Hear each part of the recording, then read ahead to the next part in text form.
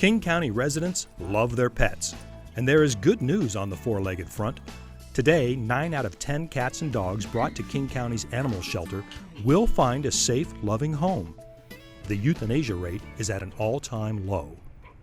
In 2006, just a decade ago, nearly 40% of animals in King County's shelters were euthanized.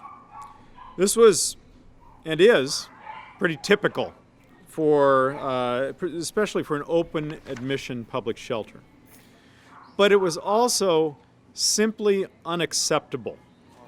People who live here, people who come here, want animals to be treated humanely.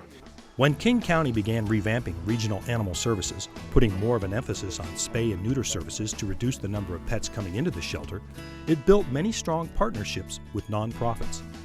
Their committed support allows us to operate a spay-neuter program in partnership with South County Cats that targets pets from income-qualified families and pets who otherwise would never be able to benefit from spay-neuter services.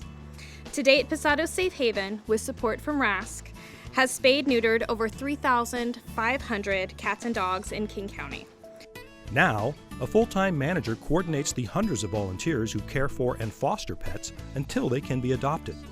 All of the volunteering that is done down at the shelter, I think the fostering is the most important because it gets those animals out of the shelter. Kittens should not be raised in a shelter. The adult cats should not have to live in a cage for 2 months while they have a cold. The old cats, I'm just so grateful that they have allowed us to have the hospice program because they shouldn't have to live their golden years in a kennel.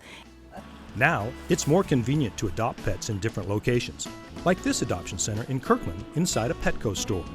It's a wonderful opportunity for us to get into a highly trafficked location where people are coming specifically for pets to be able to showcase animals that all they really need is a home. And it's easier to search for new pets online at the pet adoption website. Regional Animal Services partners with 25 suburban cities, serving more than 1 million residents.